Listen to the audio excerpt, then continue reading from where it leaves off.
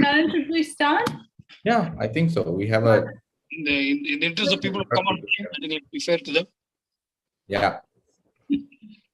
So, hi, everybody. Thank you for joining us for today's event called Health Insurance in India, Current Status and Emerging Trends. So, my name is Narayana. I'm the Bangalore Chapter Chair for the All India Management Association Young Leaders Council. So, this is the second event that we're presenting in this series, focused on healthcare in India. The first one was on the Ayushman Bharat Digital Mission, basically what it meant for all the stakeholders. So, today we're going to attempt to cover another complex but very vital aspect of the healthcare system, which is insurance. So it is a short, it's going to be a short hour, and we hope to unpack this subject, basically focusing on the types of insurance and choices for consumers, likely trends that we are going to see in the industry, and some of the newer offerings like health subscriptions and where they fit in relation to health insurance. So we are lucky to have an excellent panel of speakers today. We have Dr. Shankaran Sundar, who is the head of international transplant services at Manipal Hospital, Bangalore, a very well-known physician in the region. We have Mr. Harikrishnan, who is the founder and CEO of We Assist and Karthika Insurance. So he's an expert on all health insurance matters. And we have Mayank Banerjee, who is the co-founder and CEO of Even.in, which is a novel health subscription that we're seeing more and more of. So thank you everybody for joining me. So we'll start off this session with our technical expert, Hari, who will give us a brief bird's eye view on what exactly the health insurance landscape is in India. And then we'll jump into a panel discussion, and hopefully we'll have some time at the end where we'll take some questions from the audience. So please share them in the chat box. So Hari, over to you.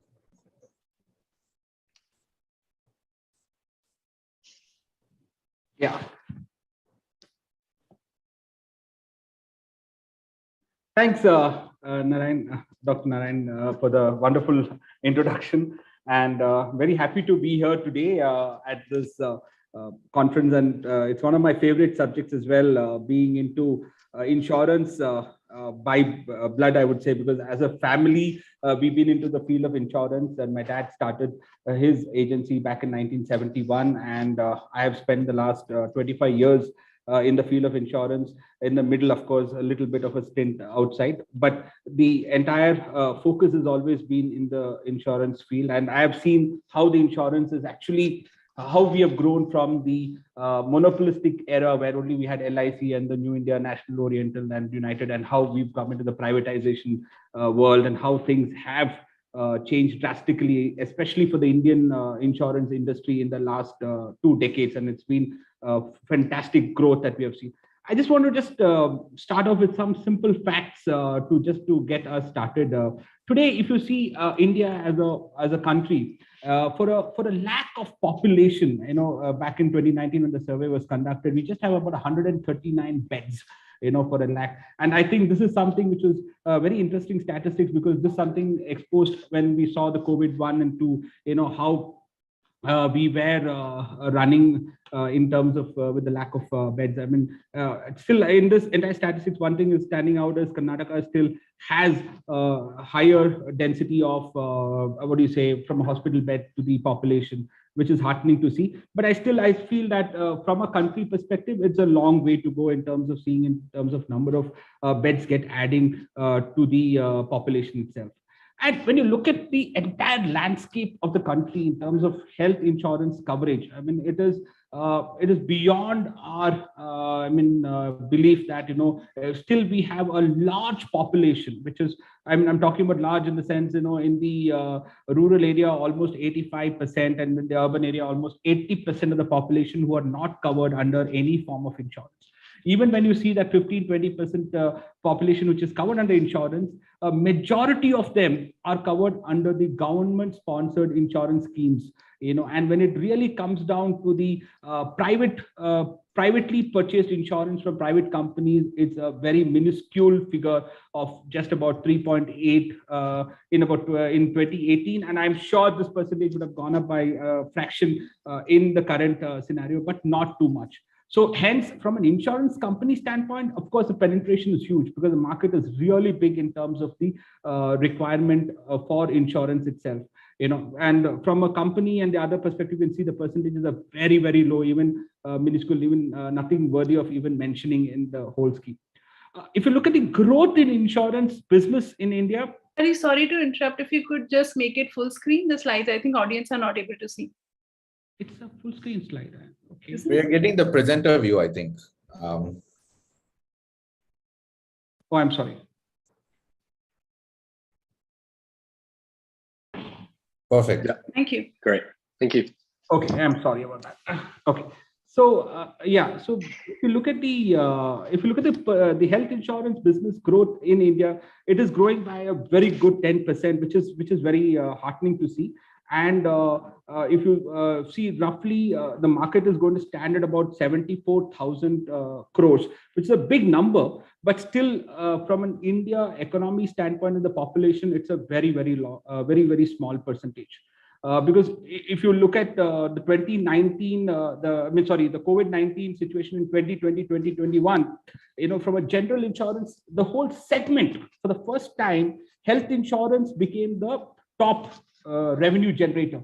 In fact, till then, we were very happy buying a 50 lakh car and spending, say, 1.5 lakh, 2 lakh rupees premium for the car. But when it came to us as individuals, we would undervalue ourselves and take a 5 lakh cover and cry to pay a premium of 50, 20,000. So the whole comparison, when we talk in the marketing segment of the insurance space, we say, like, when we buy cars and when we have to pay premiums for the cars, we never really think so much. But when you have to pay a premium for a health insurance, why we are so much in thought, and we are always thinking about why we should pay the premium. But we saw in 2020-21 that people came out in full strength and wanted to buy insurance because that need was somewhat justified. And if you look at the percentage of premiums itself, general insurance premiums in the 21, which is about 1,94,000 crores. In that, the maximum segment is with the health insurance, which I told you, which is about 75 to 80,000 crores, which is one of the fastest growing markets for the general insurance itself. And if you look at the share of the companies in terms of how they are looking at the insurance segment, the private sector is playing a very important role. Though the privatization happened only 2 decades ago, you can see that the market, almost 60-65% of the general insurance market, the health insurance, it's controlled now by the private players. So you will see a lot of standalone health insurance companies playing a very important role, like Star, Max Bupa, the Religas, and the Manipal Signas, and of course the New India National and Oriental and the ICICI is also playing a very important role in being able to provide that health insurance products in the market today. So here I would like to touch upon some of the myths of the health insurance here, because one of the things that we always think about, we always think is that insurance companies make huge profits, and insurance companies don't like to pay the claims or deny claims on unjustified reasons, and insurance companies make the claim paperwork very difficult. Insurance or health, especially the health, is a wasted investment, or there is no return. So if you really look at the data, if you go back and look at the data, you can see that from 2006-7 to 2018-19, I've been able to map on a graph here, year on year, from the premium to the total claims plus whatever the expenses and the commissions incurred. There's not a single company who's actually made a profit in the last 10 years, and the same statistics continues. Even if you see 18-19. The underwriting losses incurred by the entire health industry is about 7,000 crores. So that's quite a lot of money that is what the industry is burning in terms of being able to provide that health insurance facility at the level for the customers. So you can imagine that many claims have got paid. Now here, one of the important things to see is that what is the difference between a corporate insurance and a retail insurance, because a lot of the times you see that the retail policyholders have come across with a lot of issues when it comes to making a claim at the at the cashless level or the reimbursement level, is simply because there are a lot of conditions which is enclosed with the policy which they may not be aware of, and they are not educated at the time of taking insurance. Dr. Narayana, also one thing that I would like to state here is that insurance is subject matter of solicitation. It is something which is very clear that insurance is never sold to somebody. Insurance is always bought. So when you're buying an insurance, it also becomes the responsibility of the customer to ensure that they go through each and every terms and conditions and ensure that they understand what they're buying into, and then they buy into the product. There's not too many things to look into, but of course, there's one very important thing that is required from the person buying the insurance, that they need to be able to state the material facts. That is what they would state to a doctor when they go in for a consultation, is the same kind of detail that they need to mention at the time of the proposal, so that they are able to clear all those things into the proposal form. So that will give the enough information for the medical underwriter, a doctor who's trying to understand whether to underwrite the risk or not, to be able to take that proposal. And if it is accepted with all the declaration, I can assure you that there is not a single claim that can get denied at the insurance company level, because the insurance companies are not here to deny the claims, but they are here to make the claim payments. And the bigger difference is that when the pre-existing and other things get covered from day one, which does not get covered in the retail policy, that makes the corporate policy extremely lucrative. And from buying a health insurance policy today, we have about 30 insurance companies offering about 100 plus products. So there are many, many options available for us in the market. And of course, there is a lot of product classifications which happened as per the requirement of the market in terms of maternity or senior citizen or pre-existing conditions, lower waiting periods, and of course with the premium range as well. But here I'm just able to put across a few products which could be interesting for people at the age group of 30 to 50. These are products which comes with no co-pays, no waiting, no room rent cappings, no sublimits and things like that, which makes it much simpler in terms of buying. And some of the policies like the Niva Bupa, Reassure and Tata AIG also offers where the consumables and other non-medicals are also payable under the policy itself. The challenges of the current scenario, if you look at hospitals and the insurance companies are not in sync in most of the cases, which is not helping the customers, patients. I think this is something which we need to discuss in detail, where I feel that there's a lot of not in sync scenario that's happening. Harder for new and small hospitals to compete with larger hospitals and comply with the insurance companies at the same time to maintain the price parity. This is also insurance companies also trying to squeeze the hospitals in terms of trying to get the best price so that they can also reduce the number of claims and bring in some kind of underwriting profitability. Under insurance and patients not able to avail the insurance facility, facilities at the smaller hospitals also makes it difficult in terms of the claim values also going up. So smaller hospitals might be able to give them at a much discounted price, but because the cashless facility is not available, they have to move to a bigger facility and end up eating more into their sum insured and things like that. And here, as you all aware that there are a lot of disruptors in the market, and there's a big thing that you need to look at with the health insurance versus health products. See, insurance companies need to comply with the regulator IRD and operate under the government guidelines, whereas the health products, which are subscription based, may not or not regulated by IRD, and they operate in their own. Since the industry is governed by IRD, there's a safety net for customers. Here, the products and premium must get approved and before introduction to the market.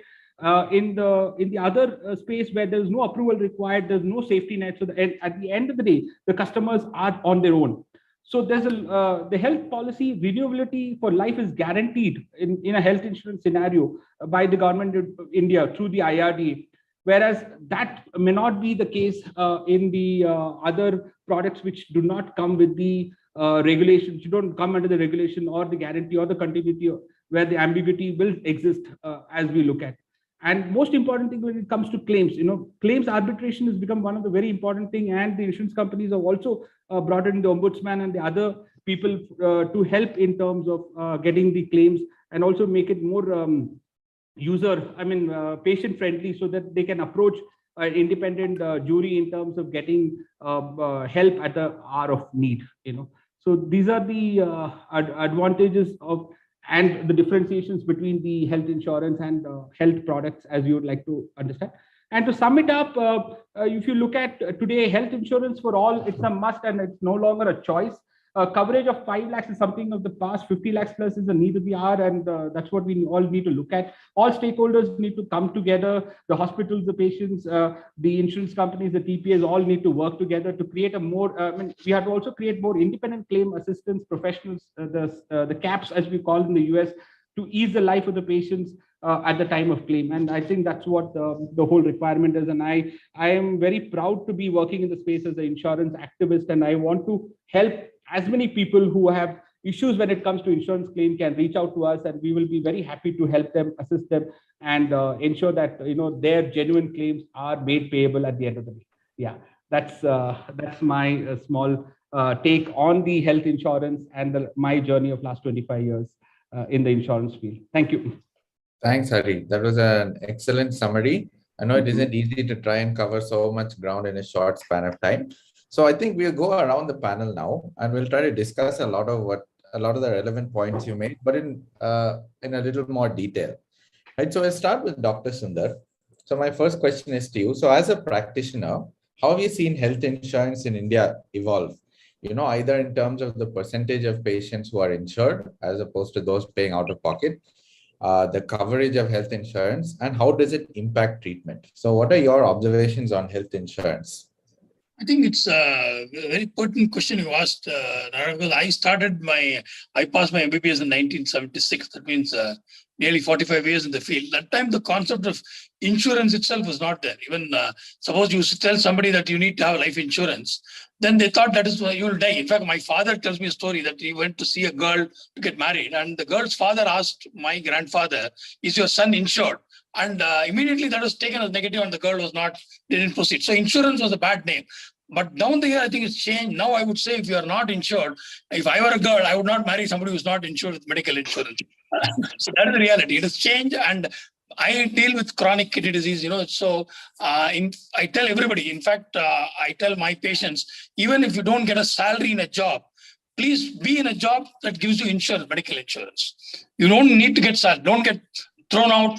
Tell them, I don't need salary, but work in some way where your medical insurance is covered. I think it's gone a long way. There are a lot of issues. I think we are, as Hari rightly said, we are still a young nascent in this field. So we have got to go a long way, but I think medical insurance is going to be there. It is going to be the norm. How to go about the nitty-gritty things, I don't know. I personally feel earlier I would never ask this question. Anybody who comes to me and I want to get admitted, the first question I ask is, have you got insurance? Then I ask, as Hari was saying, whether it's retail or corporate, because corporate, less questions are asked, retail, more questions are asked. So there is no question at all that health insurance is the norm, it's going to be there, and the percentage definitely increase. See, 30 years ago, I think maybe 1% or 2% would have health insurance. Most would be selling their property, going for a kidney transplant or whatever. Now, I think I work in a corporate hospital like Manipal Hospital. I think nearly 40-50% of my patients going for dialysis or transplant have some sort of insurance, either through CGHS or some medical, through the company. So it is going to be there. How do we work about it? I think your discussion further will help us to get some more insight and how we can help our patients. Thank you, Narayana. Thanks. So my next question is for Hari. I think Dr. Sundar made some brilliant points. I think now even if you sell the land, you may not be able to get the kidney transplant. So as healthcare becomes more and more expensive and out-of-pocket expenditure becomes totally unfeasible, so how does that affect the health insurance industry? So what changes are likely to be brought in? What needs to be made, whether they are good or bad? No, see, if you really look at it, healthcare is only going to get more and more expensive. I mean, there's no way that if I am going to be stupid to say that the healthcare expenses are going to come down. In fact, if you really look at the healthcare, the costs in India are far lesser than any other country. In fact, one of my next ventures is going to be into medical tourism, where I want to get people from the Gulf and from other regions to come to India and take healthcare services because it's so much affordable. So I don't see that is going to be a case. The only thing which I really want to, urge is that more people have to get into voluntarily buying health insurance. See, one of the things, doctor, because one is joining a company where you have insurance already with the company, but they also need to get signing up on their own retail policies also. Because only once more premium comes into the kitty, what will happen is the aggregate costs will come down. It will really help the entire industry. In fact, I think one of the biggest social service that you can do is buying a health insurance policy and not making a claim. Because as an insurance agent, I get the biggest thing is that I have taken a policy 5 years, I have not made a claim. I said, this is the biggest thing that you've done for the society, because you've not made a claim. You've actually helped so many people during COVID. I mean, one of the things I saw during COVID is that I feel that I have not had one instance where I had to cut a sorry to my client saying that this claim is not payable. In fact, the industry and the insurance has rallied behind every COVID patient in terms of getting those claims settled and help them at the hour of need. So I don't think that is the problem here. Here the problem is, one, very importantly, is that people are not signing up on the insurance voluntarily. They feel it's a wasted money. They don't have a problem going to the PVRs and the other places and spending that money frivolously, but spending that 1,000 or 2,000 rupees per month is something which they think a lot before they do it. So I think that is where it is. If that happens, I'm sure the healthcare and the people and everybody are going to benefit out of it. Thank you. Oh. I think point well taken. Yeah, sorry, go ahead. Sorry, Anna. So my next question is to Mayank. So you co-founded Even, and you represent a novel approach to paying for healthcare expenditure. So it's not exactly insurance, but it's more of a health subscription. So how does Even work? So can you explain it to us in brief? You know, the business model, you know, the economics and the sustainability. No, very happy to. And I think this might be a bit of a tough crowd. I get the impression Mr. Hari is not a huge fan, but, you know, happy to run through how we do. I think one of the things that he said that was really interesting is I think it is the job of the patient or the buyer to go through every single line of the policy in as much detail as possible and go in there with the complete knowledge that what they are buying, they know exactly what they're doing. And I personally, maybe I'm somewhat cynical, but I feel I would love for every single person to do that. But I think we have to face facts and we have to accept that actually for most people, it is very hard to understand. It can be incredibly complex to understand a 40-page policy doc, which understandably, I completely agree with Mr. Hari that, yeah, as an insurer or as an underwriting entity, you do not want to deny claims because you know that people will hate you and they will not buy again. And, you know, it'll make the next sale more difficult.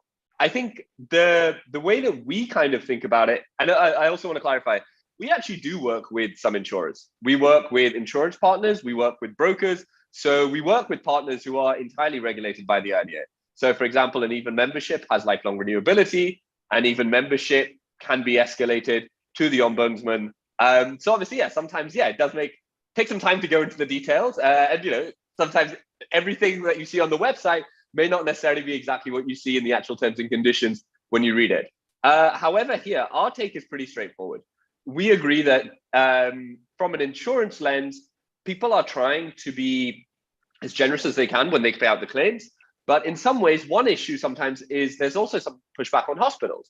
I think it's reasonably widely held across the industry that certain hospitals, when they find out that you are insured, may end up having an incentive to treat you in a way that they might treat someone differently who is cash paying.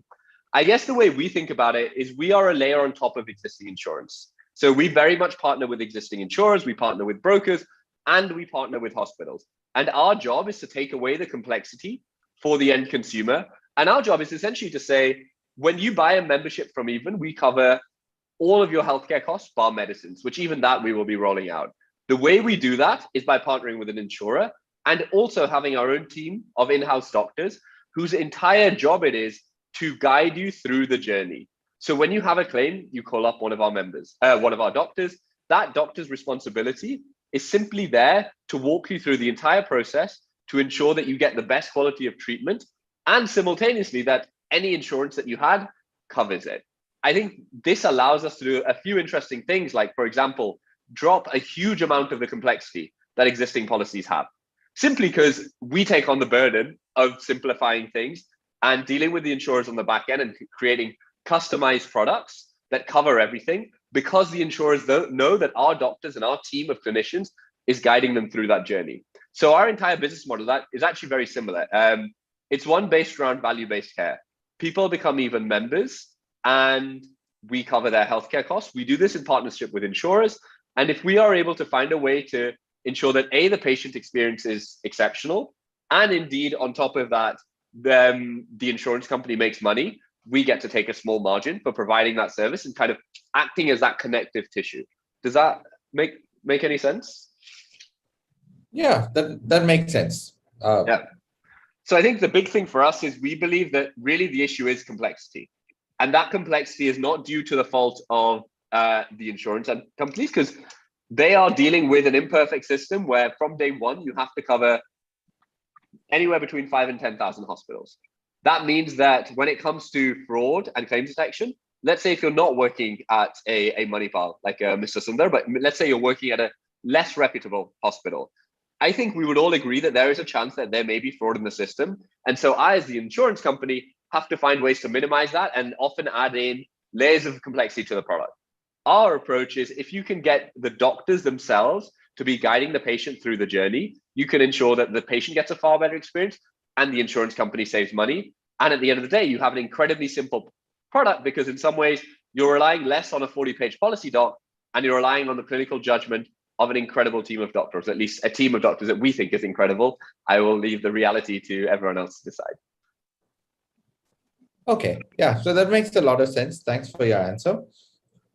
So the next question is back to Dr. Sundar. So as a doctor, what do you see as the advantages and disadvantages of the current health insurance system as you see it? So, what would you like to see change?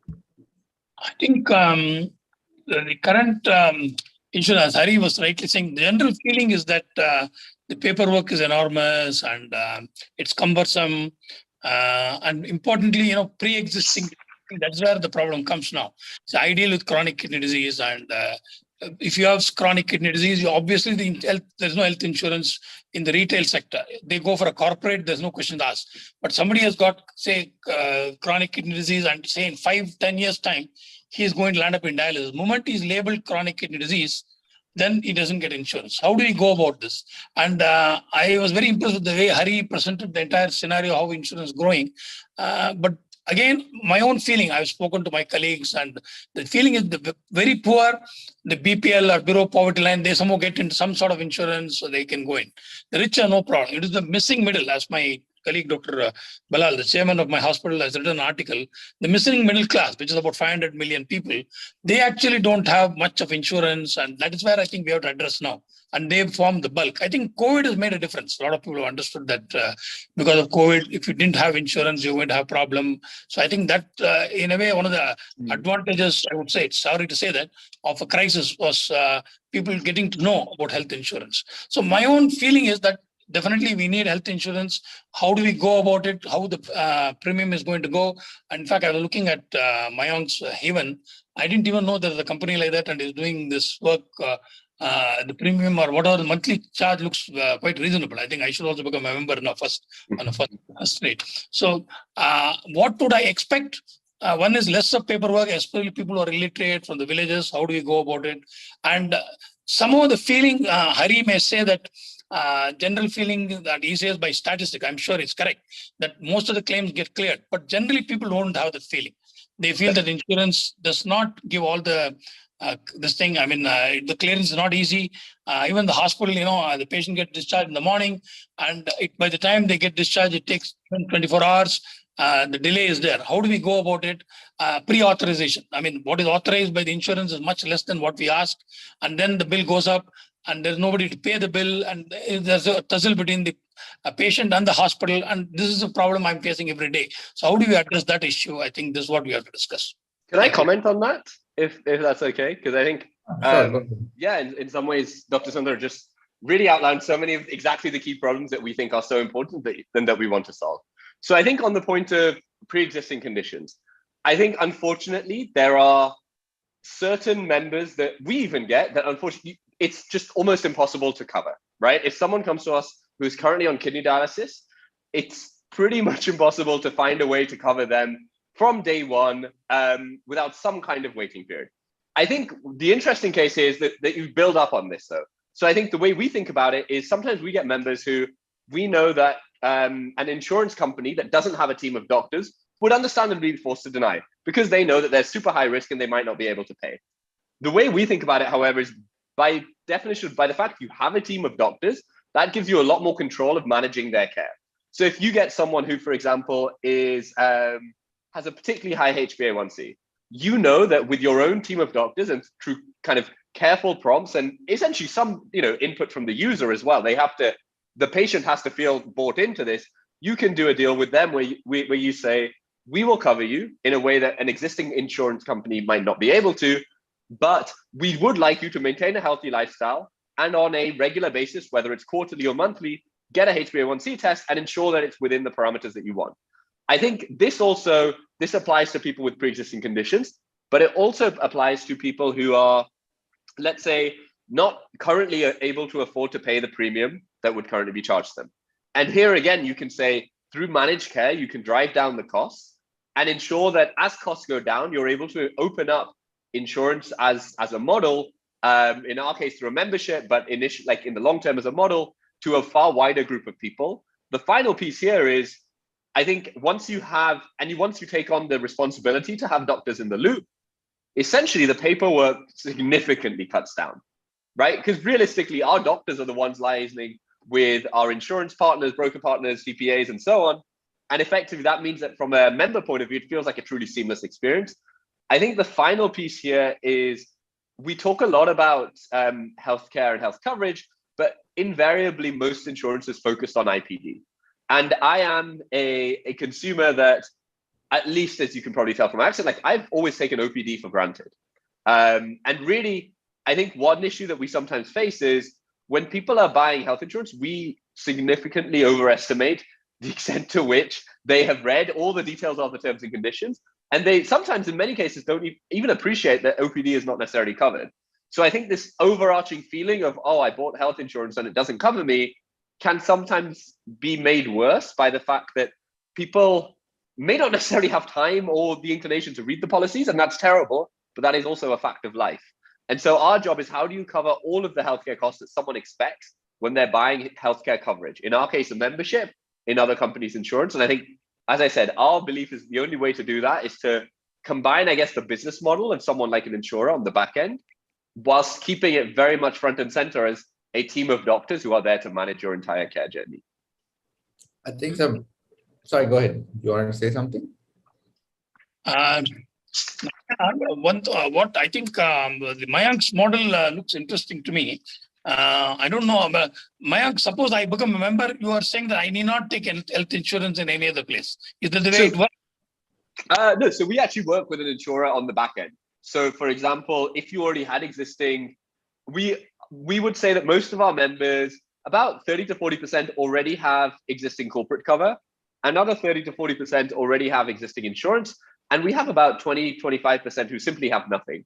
And what we would say is, if you already have existing health insurance, we would be able to port you over to one of our insurance policies. And essentially, even our membership is a layer on top of your existing insurance. Our job is to make that entire process seamless for you, as well as cover all the wellness and preventative care piece that sometimes an existing insurance product may not be able to cover. We very much see ourselves as supplements. I think the other point you said about outpatient, till recently, outpatient dialysis was not being covered. So, patients come for dialysis twice a week. So unless you are admitted, it was not covered. And the other problem, I think it still persists. If you are not in a hospital for more than 24 hours, at least for 24 hours, insurance is not covered. So for that reason, some simple treatment, which is only 12 hours, daycare, that is not covered. So you have to admit, go beyond 24 hours. It is bad for both the hospital and the insurance. I'm sure somebody can throw a light on that, Hari or Mayank or Narayana. Doctor, that's been outdated. I mean, see, we've been covering, I think, daycare procedures since 2008, 7, 8. That's already been addressed. Wherever there's a technological advancement which does not require 24 hours hospitalization has been always considered under daycare. And for example, the dialysis, hemodialysis, something which is our, day in, day out kind of claims, and we have tied up in such a way that, we do reimbursement claims of once in 15 days or once in 30 days, and even cashless claims are approved. Even, we give them approval for the entire month, and we have taken all those things into consideration. But there was some problem with the CAPD. Only recently it has got cleared. The peritoneal dialysis, which is done at home, it was not covered till recently. Only hemodialysis was covered, even in yours. Yes. But now I think our society has fought over it, and I think that is getting covered, if I remember correct, isn't it? Yeah, that's what I'm saying. So a lot of things, I mean, like we cannot just open the entire thing. So for example, even angiogram is still a test, but angiogram is covered under daycare. I mean, angiogram is still not, it's a diagnostic test to me, but I can very well debate it as a OPD. No, but Hari, kidney biopsy is not covered. Suppose I say, I do daycare kidney biopsy, it is not covered by insurance. No, kidney biopsy can be covered. I am doing every day at least 5 kidney biopsies, and insurance, they say it doesn't get covered. I don't know why. I think, I think there are a couple of things. There are a couple of interesting things that everybody brought up. So I don't want to interrupt, but I thought we just moderate a bit. So firstly, what Dr. Sundar said about COVID makes a lot of sense, right? But what we saw during COVID about how everybody jumped on board and, the insurance companies were all working together, everybody appreciated that. But what we saw there was a lot of, regulation from IRDA. So you had IRDA saying overnight, it doesn't matter what insurance policy you have, who your carrier is, you have to cover COVID-19. You had, you had healthcare cost capping, you had bed capping, you had ICU capping, you had a lot of things that worked out, right? So that just goes to show that when you have a regulatory system that works for you, the amount that you can do is a lot better. Now, unfortunately, post-COVID, a lot of that regulation has been rolled back. But I think India is a very unregulated system, not just insurance, but I mean the way the system works. So I think that is something that we all need to understand and we need to improve if, the outcomes and the costs are going to be better for patients. I think what Mayank said also was quite relevant, that people often struggle to liaise, with insurance companies. And I think it boils down very often to the fact that you don't know what you're getting into when you're buying the product. When you're buying an insurance policy, you're not thinking of these things, right? You're not thinking of, am I going to need a kidney biopsy, for example? Am I going to need daycare? You think that, I'm never going to get sick. I'm never going to get ill. I'm never actually going to need that money. So, this is just basically something that I'll never require. But statistically, as doctors, we know that's completely wrong. So the rule of thumb now is in India, after you cross the age of 30, you have one comorbid illness every 10 years. So if you're 30 odd years old, you're probably going to have one illness, diabetes, hypertension, whatever it is. And with every 10 years you live, you're going to have another illness compounding and compounding and compounding. So the only way actually is to get on early, buy health insurance when you don't need it. And that way you keep your costs down. Because I think all of us agree here that it is not possible to get anybody to pay for all of this expenditure if it's a pre-existing condition. It's unfortunate, as doctors, we feel bad, but financially, if it doesn't make sense, and this is it's private enterprise, nobody's going to agree to lose money. So I think, again, that's a great point that Dr. Sundar made, that we have to look at the government as a force, as a source of insurance. Right now, I completely agree. It's a missing middle class. People below the poverty line do have access to Ayushman Bharat. They have a lot of access to state schemes, in Tamil Nadu and Andhra Pradesh. They get a lot of their treatment. The hospitals may bleed to some extent. They can't actually cover, treatment at those costs, but they forego it for whatever reason. And the people with money, it's not an issue. They can fly to New York if they need to get treatment. But the people in between are the ones who really struggle. They're the ones with the small insurance policies of 5 lakhs. And then you don't realize that, something as simple as getting into a bike accident and ending up in the ICU if you fracture your pelvis, you can run through that 5 lakhs in 3 days if you're unlucky. People don't realize how expensive healthcare is. So a lot of interesting points. I thought I'd just moderate a little bit so we cover a lot more. I like the discussion. Sorry if I interrupted. So Hari, as a complete novice, how would you go about selecting a health insurance policy? Clearly we all agree there's a gap. Everybody goes in and looks to buy something and then they have buyer's remorse when all their wishes aren't fulfilled. So what are the considerations and what are the specific bits of information in the fine print that you have to be aware of? Yeah, thanks, Doctor. The point here is when you're looking to buy a new health insurance policy, I mean, today, when compared to about 10 years ago, we have so many products that is available. And one of the things that I would strongly recommend to see is that, a policy which does not come with any kind of co-pays, or sublimits. So that doesn't restrict you into, for a particular surgery, you can only claim up to so much, or, that restriction is something which you can avoid with. The other important point to keep in mind is something to do with the room rent. Actually, even today, the corporate side also, we struggle a lot with the room rent because you might have a 2 lakh, 3 lakh kind of insurance with a 1% room rent, and going to larger hospitals and trying to find a room for 2,000, 3,000 might be very difficult. And when you end up taking a room which is 6,000 or 7,000, you end up paying even 50, 60% as a proportionate deduction. So that comes back as a big what do you say, disbelief for the patient, because why do I need to pay the entire difference? I could have just paid the room rent difference, which could be 5 or 6 or 10,000 rupees. That is not the case scenario. So the copay, sublimit, and the room rent is something which I would like to keep in mind, and also from your own declarations to then see what is the waiting periods which is there for your pre-existing conditions, which is minimum you see is about 2 years, which is good. If you can get within that, and specific diseases also to check the list to see if there are not undue diseases which are added there, so which can make your life more difficult in case of any claim. And of course, the partners' claim settlement ratios to see how they are good with how fast they are with the claim settlements, and what kind of network hospitals they have. So if you ask me, there are so many points, and then final and most important point, what people like to look at is the premium, in terms of what is going to be the premium that they pay out for the kind of coverage that they want to look at. So I think there are a lot of factors to be kept in mind before you can finalize on an insurance, and also your age and your medical condition will determine in terms of what you can get at the end of the day. Yeah. So would you suggest any platforms, anything online, anything that you would use to compare? Because there are a lot. I don't want to make it. I've seen some, I use some. I don't want to make any uninformed recommendations. Is there anything that you would suggest? Any comparators? I would still recommend to go to a certified IRDA, agent who can do like a comparison and give you like that one-to-one kind of a sit-down explanation, because that is very important to understand. Like, for example, the way doctor mentioned that, even today people believe that 24 hours hospitalization is mandatory for getting a claim, but which may not be the reality, because the daycare procedures are covered. In some policies, we cover all daycare procedures. In some policies, we cover only a listed daycare. I guess it depends on your insurance, right? So it depends on the kind of insurance you bought. Yes. It all depends on the kind of insurance you buy. See, the problem with online, or the problem with the marketing space, insurance is something which is very sadly, it's getting marketed, which it should not be the case, because as I told you earlier, insurance is subject matter solicitation, because here the customers need to get a full info of the product and should be able to buy the product that is best suited for them. So an online platform will only highlight all the positives in terms of health checkup, this OPD cover and this and that, but they might miss out on the most important things, like what kind of declaration goes into the proposal form.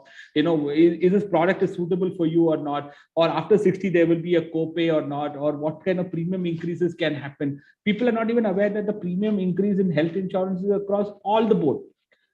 So today I'm saying Mayank will disagree with me, but Mayank with the funding will be able to burn a lot of cash. But is it sustainable in the next 5 years, 10 years is something which is questionable. And then once it's happened in the industry, as we've seen, Oriental and all of them, in the public sector have kept the premiums pretty low. And in the last 1 year, 2 year, 3 year, you've seen that the premiums have increased by 200%, 300%. And what has happened is that people have not been able to pay those premiums. So they have to come out at an age when they're over 60, 70, where they can't even get another option available in the market. Then they are left wanted. And this has happened with bank policies also. A lot of people have gone with lucrative bank policies, group policies from different places, because these are all not sustainable models. Because only a retail health insurance policy is something which will be there for the entire life, and that needs to be promoted. And that's only way you will be able to reduce the premiums, and you'll have more inclusion. Am I okay to comment? So I think, yeah, sure. I think one thing that I really appreciate Mr. Hari saying, and I think this is fair, right? I think there are so many things like room rent limits, co-pays that can be confusing. And I think one thing that you said is, and of course, the most important thing, which is premium. And I completely agree. As much as it pains me, so much of the time, the most important factor is cost. And so we've had, especially for some corporate clients who come to us, say, hey, I want to get an amazing deal. I want to cover everyone with this amazing policy, but it's too expensive. And so eventually they want to add in ways to make it cheaper. And really, the terms and conditions getting worse is how you make it cheaper. It's pretty straightforward. And I think that's sometimes how you can end up with a poor product. I think in terms of, I completely agree with Mr. I think sustainable business models are super important. I think that's why you build a business. and you hope that it will, especially in this case, I think it is very important that you're around for decades. I think the way that we think about it, and indeed our entire bet, is that the existing business model is unfortunately not ever going to be able to, like, for penetration to increase from, I think, 4% in retail to 40% as it is in other countries that are, let's say, economically 10 years ahead of. So I'm not even talking about kind of super high income countries, but a lot of Southeast Asian countries. I think we believe that the only way to do that is to control costs, right?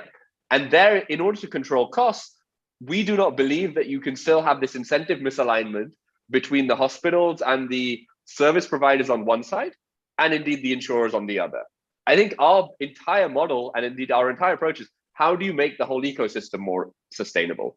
And there we believe that you have to create a set of, maybe a new entity that sits in the middle of those, kind of a service provider on one side and the insurer that is explicitly tasked with finding ways to cut down costs while still delivering a high quality of care. So Dr. Sundar is not frustrated that some of his patients come in who bought a policy, and maybe they bought the cheapest possible policy, and therefore it does not cover the, let's say, the kind of daycare procedures that you talked about, even though as an industry norm they are covered, as Mr. Hari suggested. And indeed, you can find a way to cover the person who right now is just priced out of the market.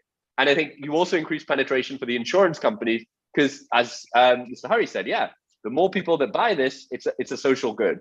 And I think we see ourselves as trying to build the middle ground, but I appreciate in some cases it may not necessarily,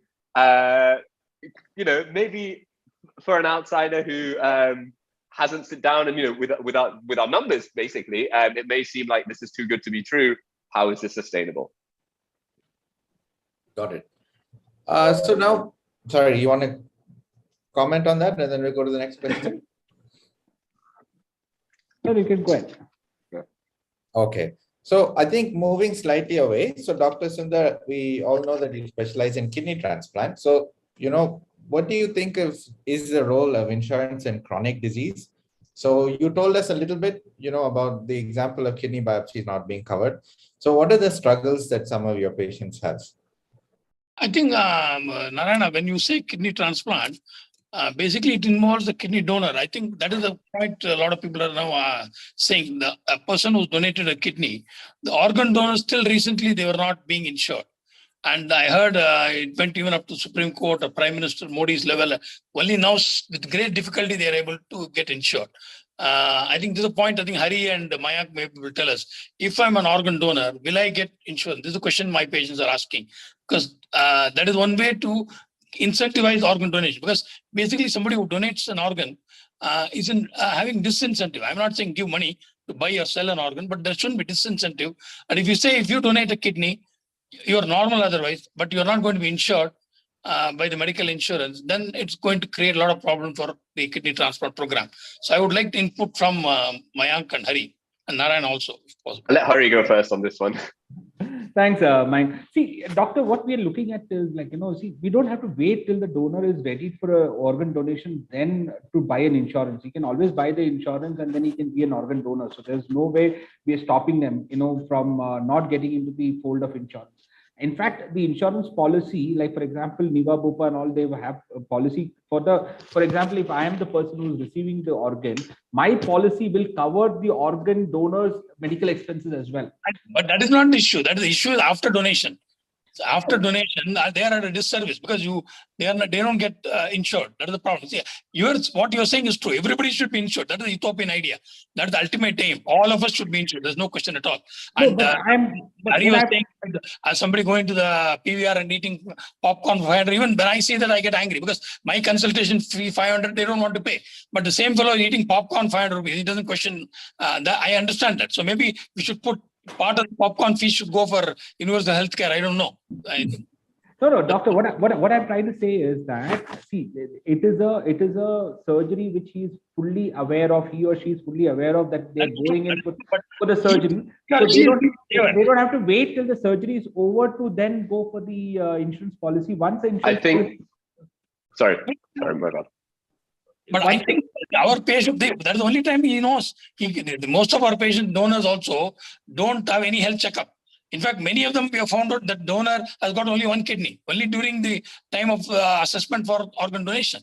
So I agree with you that in principle, because I know that organ donation done in a good sense, especially I'm not talking about liver, I don't know about liver, but kidney donation, I can say most of the donors are okay. So, but an extra premium, whether that will be allowed, I don't know. But recently, I think it was done. They went to court and then the organ donor cannot be denied insurance. I saw a news item like that. I don't know whether you read that. Is your point, Dr. Sundar, around, let's say I am uninsured and I choose to donate my organ, correct, my and then kidney. Later on, a year later, you want to insure yourself, medical insure, whatever. And I think that's, I'll be honest, I think it's a very fair point. I'm not sure exactly the details, but I would imagine that it can be more difficult because obviously, yes, you have one less kidney now, but I agree, that's a societal issue, right? I think really it's one of those unfortunate cases where even from, I would imagine from an insurer's perspective, someone who's recently undergone a procedure like that is going to be higher risk. Like there is no denying that. That is what I'm saying. That is not medically you are wrong. Somebody having you know, getting pregnant and having pregnancy is more dangerous than doing a kidney donation. Walking on the road in Bangalore is more dangerous than kidney donation. This is where we have failed to promote that concept. This, as an insurance guy, you shouldn't say that. I feel that's a disincentive for organ donation. A lot of people don't want to donate because if I donate, I'm considered handicapped or whatever. That's why my colleague, Arjun Srivatsav, he's a neurosurgeon who's had a transplant with his brother, Anil Srivatsav. He's not actually driving down from Alaska to Australia to promote organ donation. He's an organ donor, mainly bringing this point that organ donation is safe and you can be insured, nothing happens. You know, that's the point I'm trying to say. And that's a very fair point. And I'll be honest, I don't know off the top of my head the exact stats, but if that's the case, then I completely agree, right? Financial incentives and making sure these clinical protocols are known to a wider public is very much, I think very much the need of the hour. I think you make a very good point, Dr. Sundar. So there is a bit of a disconnect here, right? So then on one side, you have the regulation of the insurance companies that's done by RDA. And obviously it's based on this premise of, based on your existing health conditions, what is the risk of you dying prematurely and things like that. So that I guess is to some extent, we don't know what data that's calculated on. It's probably outdated. It's probably very sterile because we know, how the data collection in India works, right? But then on the other hand, you have things like organ donation. And like you made a very good point that it's probably riskier to have a pregnancy than to give somebody an organ. But then this is where, you need healthcare regulation. And that's not necessarily at the insurance company level. This is probably where we are going to need a little more involvement from the government. I'm not sure which body exactly, so the way the government was able to step in and the way they were able to say, okay, now we are telling our insurance regulator that you have to cover all COVID claims, that, we should have somebody who's actually overseeing how these systems talk to each other. Because otherwise, everybody's going to look at their point of view. So the insurance company is going to just look at the financial risk of taking somebody with one kidney. I'm sure there's no data on that. I'm very sure that they don't have accurate data on what happens to people who are, because if they're not even covered, then where are they going to get that data from? So this is where I think we need somebody regulating the whole system, and the different parts of the system need to talk to each other. So I think that is something that we all need to push for. So everybody as stakeholders, whether you're a patient, whether you're a doctor, we have to put a lot more emphasis on these kind of things. I think, sorry, go ahead. No, go ahead. I think that's the piece that I really, really strongly agree with. I think health insurance over time is going to get more and more clinical. And I think that can only be a good thing. And I think there are some natural ethical questions that this brings up over time, right? So to what extent, if there is a preventative plan where someone, when you do a particular test, you're able to better underwrite them, should you really be able to change their, increase their prices by default, simply because you now know that this person is significantly more likely to have disease, to have a particular risk profile? I think there are certain things that, very much a private entity, as much as it can be run by well-meaning people, at some point, those well-meaning people become irrelevant, or if not, the company becomes so big that it's not just well-meaning people, it's people optimizing for numbers. And I completely agree that at some point, I very much hope to see some kind of change from adding in more and more clinical regulation around healthcare provision, and particularly kind of how it interplays with health insurance. But I think the regulator, the most recent, the new chairman, Mr. Panda, he's incredibly progressive, and I'm super excited for some of the stuff he's doing. And yeah, I guess let's see what we can get done in a 3-year term, as well as what comes afterwards. Okay, so moving on to the next thought. We don't have a lot of time here, but I'll try to cover a few more things. So Hari, what can you tell us about porting health insurance? So how is that supposed to work? Thanks, Doctor. Porting, I mean, when I think they introduced that in health insurance, they wanted to work exactly like how you do the telecom porting from one network to another. But it was not as simple as that. I'm not a big fan of porting, simply because in porting, health insurance, especially, you would have a continuity of say 4-5 years with the next company. But when you port to the other company, what IRDA says is that you need to get that continuity mapped to your product, and you continue that that seniority. But there is also a check again happening at the time of porting. So, for example, if I've had any kind of medical conditions which I have not had before I took the policy, but in that last 5 years, I need to declare at the time of porting, which people are still not aware of. And I can tell you, doctor, there's so many grievances in the market today because of porting, because they would have ported their 5-year-old policy into a Star or into a Care or a Niva Bupa or whatever. At the time of porting, they would have not mentioned that they are hypertensive or diabetic or whatever, because they've had this policy for the last 4 years, 5 years, and they think that all the continuity is getting mapped automatically, and which is a 1-month-old policy or a 15-day or a 2-month-old policy. When they have a claim, the claims are getting denied. And this is a sad reality. And I don't know, I feel that, I strongly feel that, IRDA should really look at this porting thing all over again, because it is not a seamless thing as we consider it to be.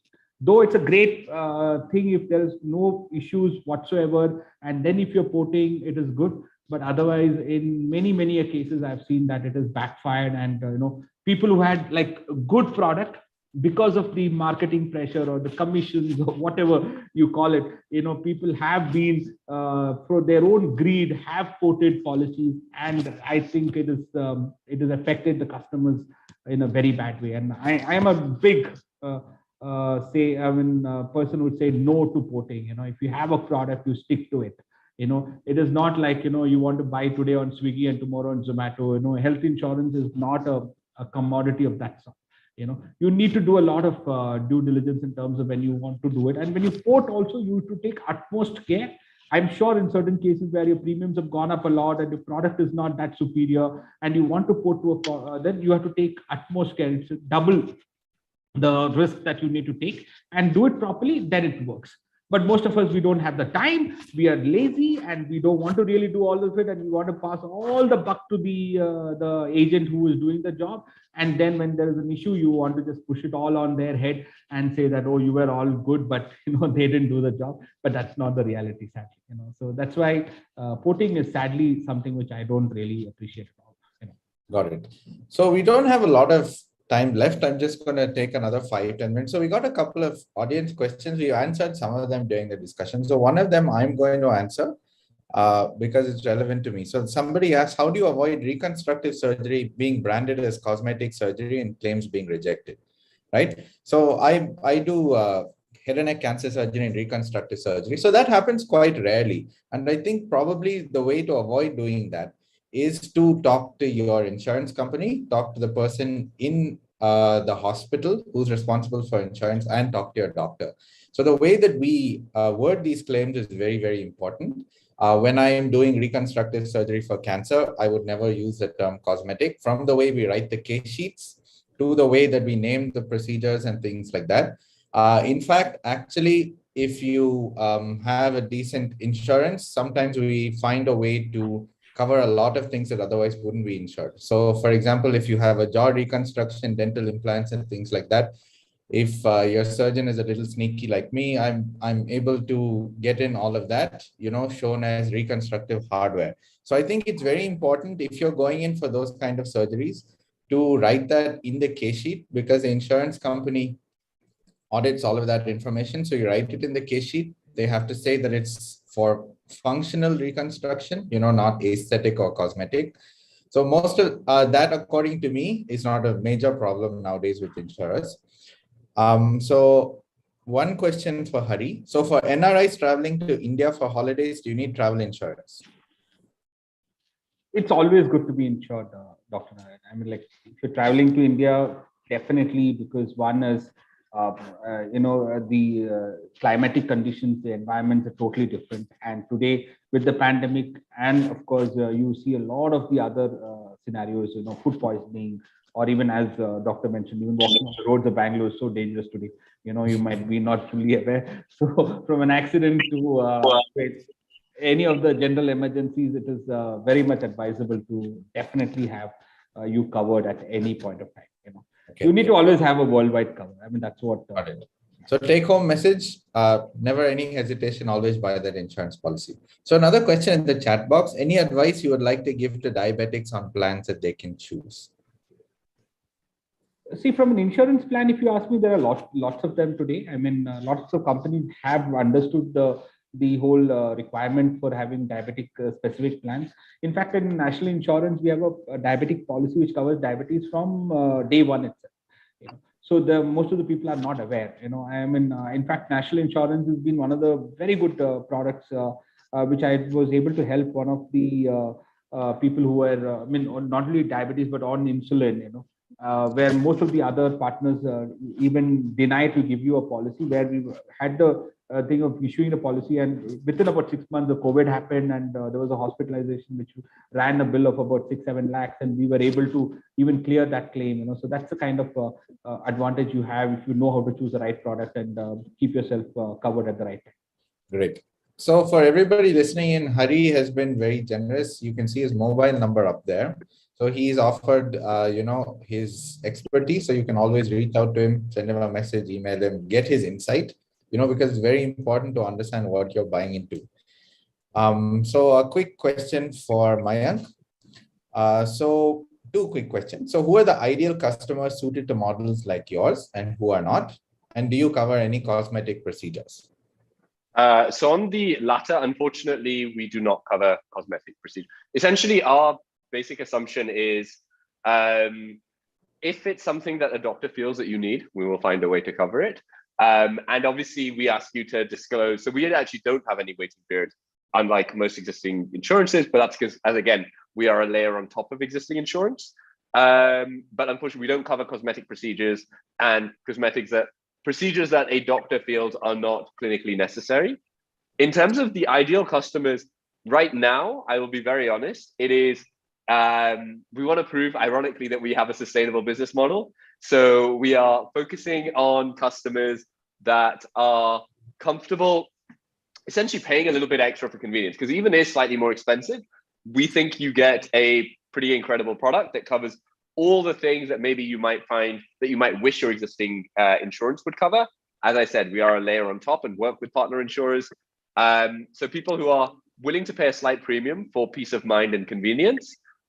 In the long run, we very much see ourselves, again, through our team of doctors, finding ways to cut down costs and covering, as Dr. Sundar was saying, that kind of missing middle that right now might not necessarily be able to afford a policy or indeed think it's justified. But we believe that if you can cut down their risk and keep them healthier, suddenly you can offer policies and products that are far more affordable to a mass market proposition.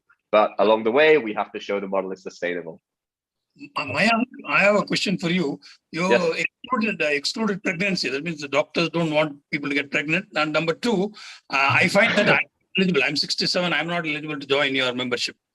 As I said, I know I was literally about to message you after this. I saw you followed me on Twitter. So unfortunately, we are working with partner insurers. So as much as we would like to take you, Dr. Sundar, the partner insurers that we do have age limits. On pregnancy, I would really like to cover it. I think, again, one issue that we suffer from is we try and have 0 waiting periods. And so as a result, pregnancy right now is excluded. It's something we are working on and finding ways to cover. But again, ironically, we are trying to be as sustainable as possible and not lose too much money so we can be around for decades. So really, we're starting off with a small group of people, a niche that works, and then we hope to expand. Thank you. So just some summary comments and conclusions from my side. So I think number one, health insurance is absolutely a must. If you think you can afford health expenses out of pocket, you're wrong. If you need, for example, to be airlifted for trauma surgery, if you need a bone marrow transplants, these can run up to lakhs and lakhs and lakhs. If you need immunotherapy for cancer, it can run into crores. So out of pocket expenditure is absolutely not sustainable in India. So everybody needs a health insurance policy. Okay, so that's number one. If you don't have one, please go and buy one today. The second thing is somebody is always paying for health. So we want, the government to pay for us. We want some insurance. We want our employee to cover it, but somebody's paying for it all the time. It's never free. There are no free lunches, as Dr. Sundar put it quite eloquently. So we need to figure out how do we pay less money and how does that stretch to cover more? So you have to pay for it at some point or the other. So you want to pay for it early. You want the denominator of people having insurance to be much larger. Most of those people not cashing in on those insurance policies, so those premiums stay low. So gone are the days where you're going to have, even in systems like the NHS, like it was rightly pointed out, it's not sustainable. It's probably likely to change. So we should move away from this utopian idea that somebody's going to pay for it and, somebody's going to take care of it. It just doesn't happen. We see too many patients falling through the crack. I think the third thing is, as an individual, you need to think of what your healthcare cost is going to be, right? So are you somebody who's going to walk across to the local nursing home, or are you going to go to a big fancy corporate hospital? Do you use charitable hospitals, right? Are you going to stay in a nice room, or are you going to be in a ward? So these are things that you need to think about, right? And you need to calculate what the average cost of a hospitalization is going to be. The likelihood that you're going to have some healthcare expenditure is high. Even if you run a marathon every week, even if you eat very well, you're definitely going to run into some expenditure over time. So you need to see how much money you're likely to spend on healthcare, and you have to buy a policy according to that. And I think the last point is always read the fine print. Try and understand what you're buying into. Don't assume that everything's going to be taken care of. Somebody's going to sort it out for you. Don't expect the insurance agent to follow through and make sure everything's okay. Understand what you're buying into. Be an informed consumer, because otherwise you're the person who's going to suffer. Dr. Sundar and I on a daily basis see so many people falling through the cracks. India is becoming famous for what's called generational healthcare debt. So even if somebody dies after they've been successfully or unsuccessfully treated, that debt passes on to the family members. And that's a terrible thing to happen. Nobody wants that to happen. Healthcare expenditure in India is it's going up. It's just going to go up higher and higher. It's unsustainable, So I want to thank everybody for being here. We got a lot of information. I myself learned a lot, even though I'm part of the healthcare system. And thank you for listening. Any comments anyone wants to add before signing off? Thank you. Learned a lot. Thanks a lot. Thank you, Doctor.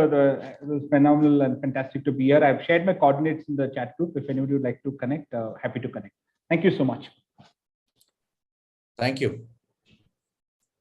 Thank you, Rajni, for all the coordination. Thanks, Dr. Narayan. Thank you, everyone.